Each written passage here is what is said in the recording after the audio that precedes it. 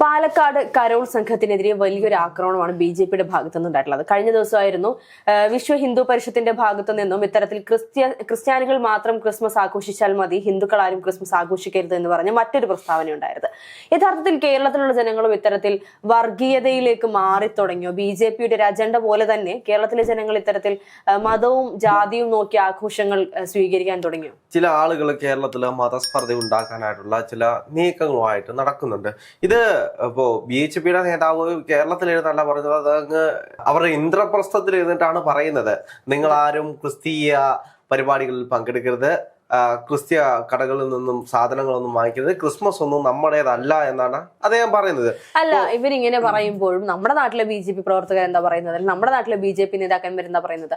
നമുക്ക് അങ്ങനെയൊന്നുമില്ല, എല്ലാ മതങ്ങളെയും ഒരുപോലെ നോക്കുന്ന ആളുകളാണ്, ഞങ്ങൾ എല്ലാവരും ഒരുപോലെ കാത്തുവെക്കുന്നവരാണ്. അല്ല, ഇതിനകത്തൊരു വിഷയം എന്ന് പറയുന്നത്, ഇപ്പോ ബി.ജെ.പി പറയുന്നത് ഞങ്ങളും ബി.എച്ച്.പിയും തമ്മിൽ ബന്ധമൊന്നുമില്ല, ഞങ്ങൾ അവരുടെ ആശയങ്ങളല്ല കൊണ്ടു നടക്കുന്നത് എന്നൊക്കെ ബി.ജെ.പി പറയും. അതെ, പക്ഷേ എങ്ങനെ നോക്കിക്കഴിഞ്ഞാൽ ഒരു മാതൃ സംഘടന എന്ന പോലെ ബി.ജെ.പിക്കാണ് എന്നും അനുകൂലമായിട്ട് നിന്നിട്ടുള്ളത്. അപ്പോൾ നമ്മൾ മനസ്സിലാക്കേണ്ട ഒരു കാര്യമുണ്ട്. ഇപ്പോൾ ബി.ജെ.പി എന്താണ് ഇവിടെ ചെയ്തുകൊണ്ടിരിക്കുന്നത്? അച്ഛന്മാരുടെ വീട്ടിൽ പോകുന്നു, സദ്യ കഴിക്കുന്നു, അല്ലെങ്കിൽ ഒന്നിച്ചിരുന്ന് അവർ കൂടുന്നു, പിന്നെ കേക്കുമായിട്ട് നടക്കുന്നു, അങ്ങനെ ഒരുപാട് കാര്യങ്ങൾ ബി.ജെ.പിക്കാർ ചെയ്യുന്നുണ്ട്. ആ സമയത്ത് ഇത്തരത്തിൽ ബി.എച്ച്.പി നേതാക്കന്മാർ ചെയ്യുന്ന എന്താണ്? വഴിയിൽ തടഞ്ഞു നിർത്തുക. കഴിഞ്ഞ കൊല്ലം ഇതേപോലെ ഒരു പ്രശ്നം ഉണ്ടായിരുന്നു. അന്ന് എന്തായിരുന്നു? അവിടെ കരോളിന് പോയിട്ടുള്ള കുറച്ച് വിദ്യാർത്ഥികളെ തടഞ്ഞു നിർത്തിയിട്ട് നിന്നെ കൊല്ലും, വെട്ടും എന്നൊക്കെ പറഞ്ഞുകൊണ്ട് ഭീഷണിയായിരുന്നു കരോളിന് ഇറങ്ങിക്കഴിഞ്ഞാൽ. ഇത്തവണ പക്ഷെ അത് വലിയ രീതിയിലുള്ള വർധനമായിട്ടുണ്ട്. കാരണം ആ പ്രതിക്കെതിരെ ഇത്തരത്തിൽ വധശ്രമത്തിന് വരെ കേസ് എടുത്തിട്ടുണ്ടെന്നാണ് നമുക്ക് അറിയാൻ കഴിയുന്നത്. കഴിഞ്ഞ ദിവസം ഒരു ചർച്ചയിൽ മേഘ പറയുകയുണ്ടായിരുന്നു, ബി.ജെ.പി പ്രവർത്തകരെ കുറിച്ച് അല്ലെങ്കിൽ ബി.ജെ.പിയെ കുറിച്ച് പലരും വിശ്വസിച്ചിരിക്കുന്നത് മുസ്ലിങ്ങൾക്ക് മാത്രം എതിരെയാണ് ഈ ഒരു ബി.ജെ.പി എന്ന് പറയുന്നത്. പക്ഷെ അതിനപ്പുറത്തേക്ക് ആദ്യം മുസ്ലിം അവരെ പൂർണ്ണമായും അടിച്ചമർത്തി അല്ലെങ്കിൽ അവരെ ഇല്ലാതാക്കിയതിനു ശേഷം പിന്നീട് ക്രിസ്ത്യാനികളിലേക്ക് കടക്കാമെന്നുള്ള പദ്ധതിയാണ്. അല്ലാതെ ക്രിസ്ത്യാനികൾ ഇവിടെ സേഫ് അല്ല കേട്ടോ. കാലാകാലങ്ങളായിട്ട് ഇവിടെ പറഞ്ഞുകൊണ്ടിരിക്കുന്നതാണ് ഹിന്ദുത്വ അജണ്ട എന്ന് പറയുന്നത്. അപ്പോ സവർക്കറുടെ പുസ്തകമൊക്കെ എടുത്ത് കാണിക്കും ആദ്യമേ. ഇപ്പൊ ഏത് ചർച്ചയിൽ നോക്കിക്കഴിഞ്ഞാലും ആളുകൾ ആദ്യമേ സവർക്കറുടെ പുസ്തകത്തിനകത്തെ ഉള്ളടക്കമായിരിക്കും പറയാൻ പോകുന്നത്.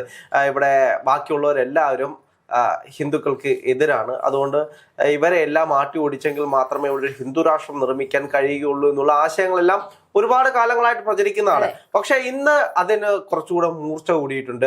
ഇന്നതൊരു നോർമൽ വാർത്തയായിട്ട് മാറുന്നു. അവിടെയാണ് ഈ വിഷയങ്ങൾ വരുന്നത്. ഇപ്പോൾ കഴിഞ്ഞ കൊല്ലമാണെങ്കിൽ പോലും ഇതിനെതിരെ വലിയ രീതിയിലുള്ള പ്രക്ഷോഭങ്ങൾ നടക്കുന്നതും അല്ലെങ്കിൽ പ്രതിഷേധങ്ങൾ നടക്കുന്നതും പ്രതിഷേധങ്ങൾ അറിയിക്കുന്നതും നമ്മൾ കണ്ടതാണ്. പക്ഷെ ഇന്നത് നോർമൽ ഒരു വാർത്തയായിട്ട്, ഒരു ചെറിയൊരു കോളം വാർത്തയായിട്ട് മാത്രം പോകുമ്പോഴാണ് വിഷയം വരുന്നത്. ഇതിനെ ആളുകൾ നോർമലായി കാണാൻ തുടങ്ങി.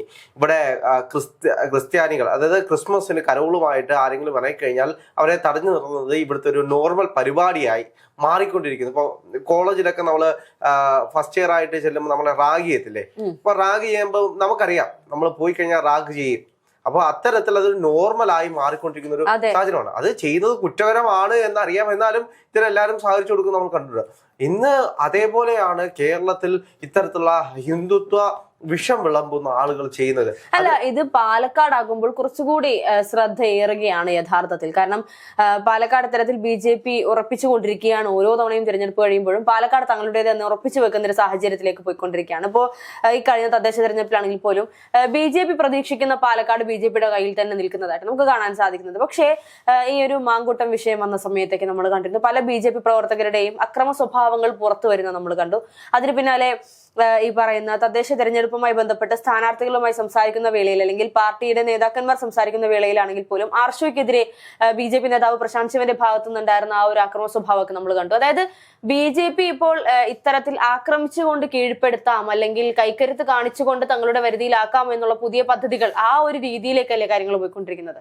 തീർച്ചയായിട്ടും ബി.ജെ.പിയെ സംബന്ധിച്ച് ഇവരുടെ എല്ലാം മെയിൻ വിഷയം എന്ന് വെച്ച് കഴിഞ്ഞാൽ ഇവരെല്ലാം കേഡർ പാർട്ടി ആയതുകൊണ്ട് കൈക്കരുത്ത് കാണിച്ച് ഇവര് തടയാൻ നോക്കും. ഇപ്പോ നമ്മൾ പലപ്പോഴും ക്യാമ്പസുകളിലേക്കൊക്കെ പോയി കഴിഞ്ഞാൽ അവിടെ ആരാണോ അപ്രമാദത്തിൽ നിൽക്കുന്നത് ഇവർ കൈക്കരുത്ത് കൊണ്ടായിരിക്കും അവിടെ നേടിക്കൊണ്ടിരിക്കുന്നത്. വേറെ ഏതെങ്കിലും ഒരു സംഘടന ഉണ്ടാക്കാനോ മറ്റൊരു ആശയവുമായിട്ടോ അവിടെ കയറി ചെന്ന് കഴിഞ്ഞാൽ അവന്റെ ചെവിക്കുറ്റിക്ക് 2 അടിയും കൊടുത്തിട്ട് മര്യാദയ്ക്ക് ഇവിടുന്ന് പൊക്കോണം എന്ന് പറഞ്ഞ് വിടുന്നൊരു പരിപാടിയുണ്ട്. അതേപോലെയാണ് ഇത്തരത്തിൽ കേരളത്തിൽ അതായത് പാർട്ടി ഗ്രാമങ്ങൾ എന്ന് പറയുന്നത് അത് എല്ലാ പാർട്ടിയുടെയും കോൺഗ്രസിന്റെ ആണെങ്കിലും BJPയുടെ ആണെങ്കിലും കമ്മ്യൂണിസ്റ്റ് പാർട്ടിയുടെ ആണെങ്കിലും പാർട്ടി ഗ്രാമം എന്ന് പറഞ്ഞ് ഇവരെ അഹങ്കാരത്തോടെ കൊണ്ടു നടക്കുന്ന സ്ഥലങ്ങളിൽ പോയി ആരെങ്കിലും സംഘടനാ പ്രവർത്തനം ചെയ്യാൻ പോയി കഴിഞ്ഞാൽ അവന്റെ കൈ വെട്ടുന്നതും കാല് വെട്ടുന്നതും കേരളത്തിലൊരു സജീവ പ്രവർത്തനമായി മാറിയിട്ട് കാലങ്ങൾ കുറേയായി.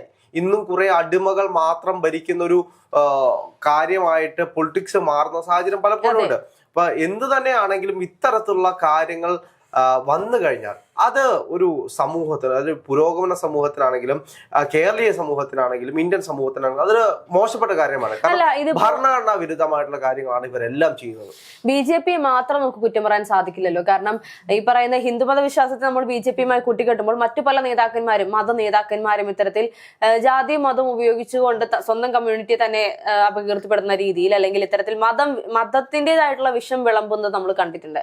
BJPയെ മാത്രം കുറ്റം പറയാൻ ചിലപ്പോൾ അത് ഒന്നിൽ മാത്രം ഒതുങ്ങി നിൽക്കുന്നത് പോലെ. അല്ല, ഇത് നമ്മൾ മതവുമായി ഹിന്ദു മതത്തിൽപ്പെട്ട എല്ലാരെയും അടച്ചാക്ഷേപിക്കുന്നതല്ലോ.